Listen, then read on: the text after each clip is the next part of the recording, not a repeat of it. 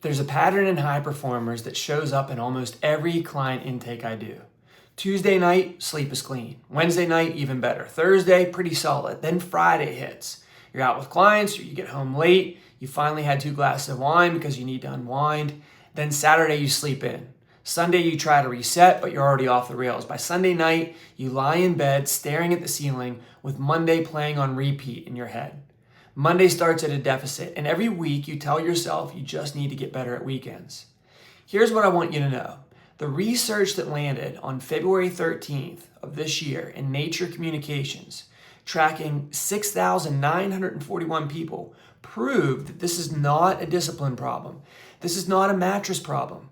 This is not a sleep hygiene problem. This is a gut microbiome problem. And the data is now so clean that it changes the whole conversation about why high-performing, high-functioning executives cannot sleep consistently. In this video, I'm going to break down the study, explain the exact bacterial populations that decide when your brain is allowed to fall asleep, and show you why your standard annual blood work will never tell you any of this. So let's go. Let me first set the framing. If you've been told your sleep problems are stress, aging, hormones, or screen time, or maybe just how it is in your 40s, I hear you. This is what the system is designed to tell you, because the system does not have a tool for measuring what I'm about to describe. But the research is moving faster than the typical clinical visit. And what it is showing is this. The bacteria in your gut are not passengers. They're not bystanders. They are active participants in your sleep-wake chemistry. They produce the neurotransmitters your brain needs to fall asleep. They regulate the timing of when those neurotransmitters are released, and when those bacterial populations shift, your sleep shifts with them, often within just days. On February 13th, 2026, Nature Communications, which is a top-tier journal by anyone's standards, published a study using data from the Dutch Microbiome Project. The sample size, as I mentioned, was 6,941 participants, which is not a small pilot study. That's one of the largest gut sleep data sets ever assembled. Researchers looked at chronotype, which is whether a person is biologically wired to be a morning person or a night person, and also something called social jet lag, which is the gap between when your body wants to sleep and when your weekday schedule forces you to sleep. They correlated both with microbiome composition across thousands of bacterial taxa or families. The findings were striking. The specific bacterial families correlated with chronotype. Specific bacterial families correlated with sleep consistency. And social jet lag of 90 minutes or more, which almost every working executive has on the weekend, changed measurable microbiome composition within 72 hours. That's just 3 days. Does that sound like a familiar time frame? You do not need a year of bad sleep to change your gut. You need a weekend. Now, I want to walk you through what is actually happening at the mechanism level, because the why here matters more than the what.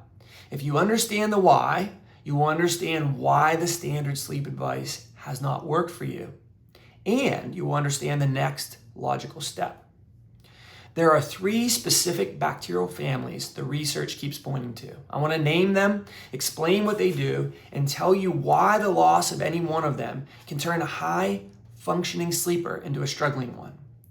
Lactospiraceae is a family of bacteria that produces short-chain fatty acids, primarily butyrate, and contributes to the production of something called GABA, which is the main inhibitory neurotransmitter in your brain.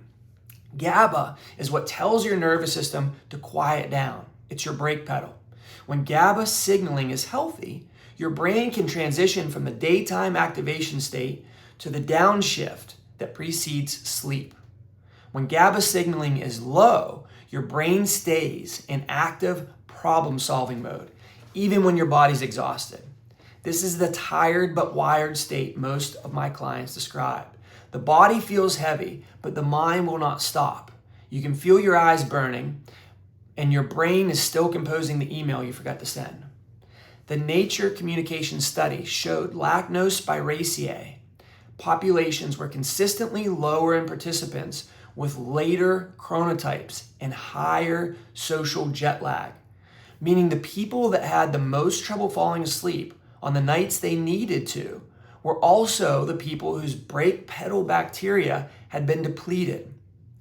This is the kind of biology that does not show up on a CBC. Your white blood cell count can be perfect, your ferritin can be perfect, your B12 can be perfect, and your GABA-producing bacterial family in your gut can still be depleted, which means your brain does not have the neurochemical signal it needs to quiet down at 10 p.m. Bifidobacterium is a family almost everyone's heard of because it's in most probiotic products. What most people have not heard is why it matters specifically for sleep. About 90% of your body's serotonin is produced in your gut, not your brain. And Bifidobacterium species are the primary contributors to the precursor chemistry that supports that production. Serotonin is the building block for melatonin. Ever heard of that? Melatonin is what actually triggers the biological descent into sleep.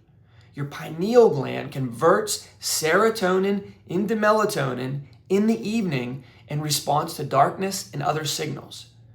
If your gut is not producing adequate serotonin, your brain is working from a deficit when it tries to make melatonin.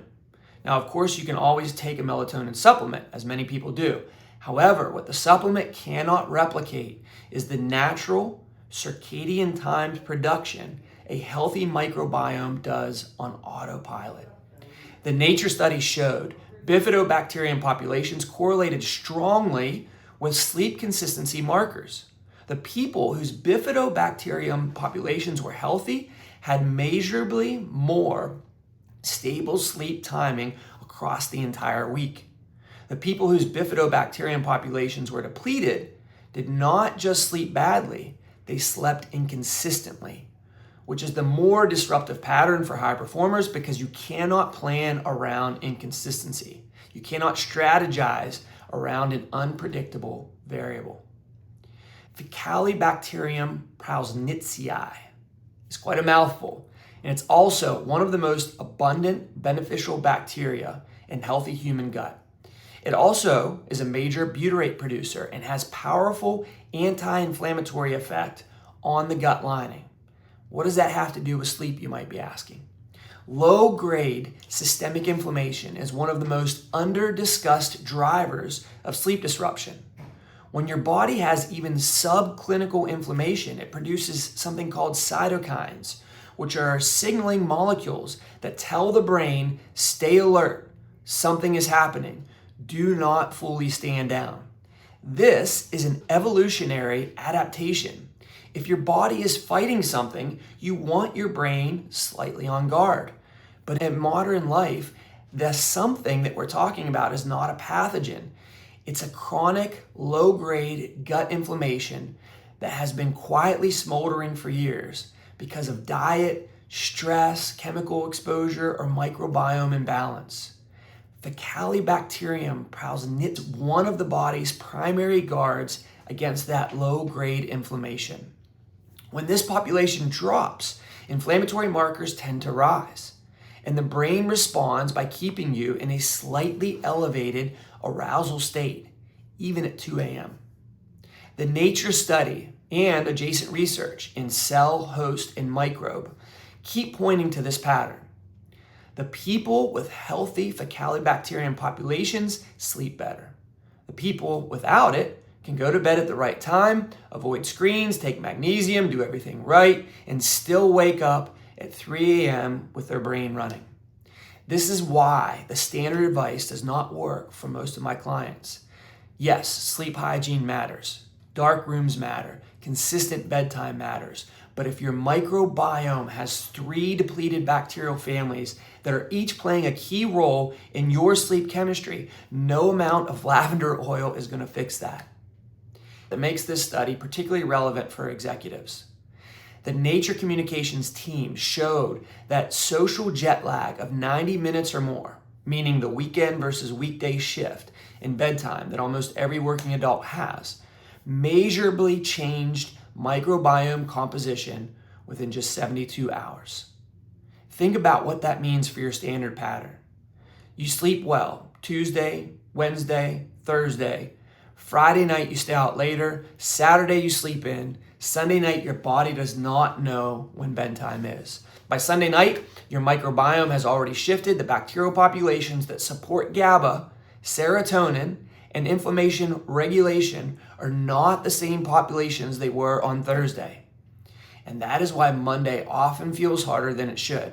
Why Tuesday's sleep is sometimes worse than Thursday's, even though you did everything right. And why you can never quite catch up by Wednesday. This is a biology problem, and the biology is testable.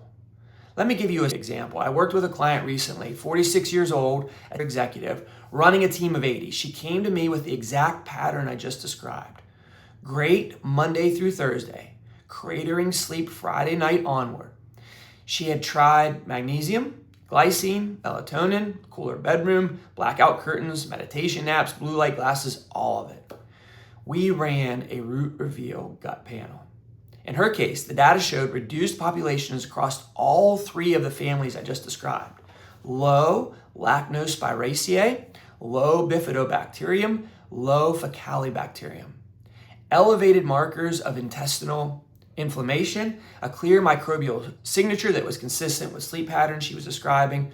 We used that data, followed recommendations for a corrective solution based on her numbers, and within just 8 weeks was describing a completely different relationship with her Sunday night. She still had weekends where she deviated from her schedule. She just was not paying the same biological price for them. Every person's biology is different. That is exactly why it's important to collect the data first.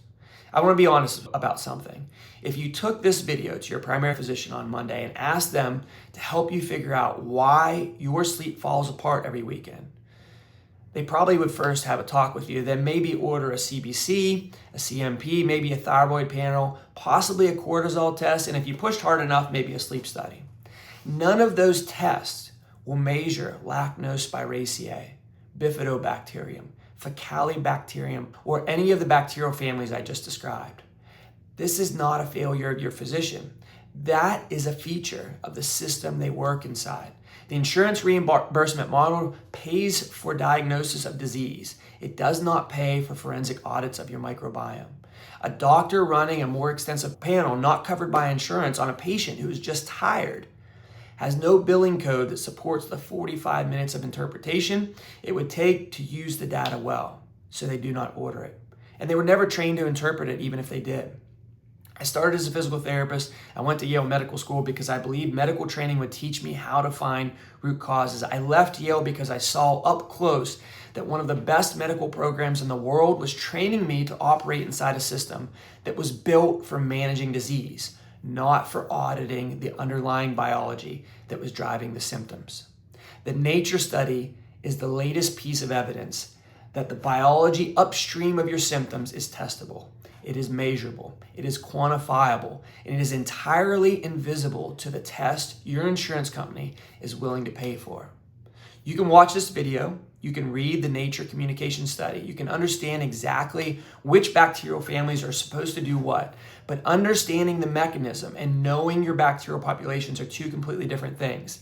And that gap is where the medical merry-go-round spins. You keep trying new supplements, you keep switching sleep routines, you keep downloading new apps because you are treating a biology you've never actually measured. You are not broken, you are missing the right data. So here's the next logical step. The Root Reveal Gut Panel is a 104 marker stool analysis. Among the markers it reports are the exact bacterial populations referenced in the Nature Communication study. Lactobacillus, Bifidobacterium, Faecalibacterium prausnitzii, plus inflammation markers, short-chain fatty acid output, microbial diversity indices, and the broader picture of your gut ecosystem. It is the data your doctor never ordered, not because they do not care, but because the system does not reimburse them for ordering it. Your personal bacterial signature. So you can stop guessing whether the sleep problem is stress, hormones, age, or microbiology, and knowing which one is actually the driver. This is what I mean when I say test, don't guess. High performers do not accept generic answers in any other area of life. You would not run your business on generic reports. You would not make investment decisions on feelings. You would not manage your team on vibes. Yet when it comes to the single most important asset you have, which is your biology, your health, most executives are operating on generic advice. Normal is not optimal. And the sleep test your doctor will order do not even pretend to measure the layer of biology that research now confirms is driving the problem. If you want to talk about whether or not a forensic look at your own biology makes sense for your specific situation, there's a free discovery call link below. We'll talk about your pattern, what you've tried, and whether what we do is a fit for you. Your Sunday night is not a character issue, it is a biology issue. And the biology, fortunately, is testable. You're not broken, you're missing the right data. Let's find what was missed. I'll see you next time.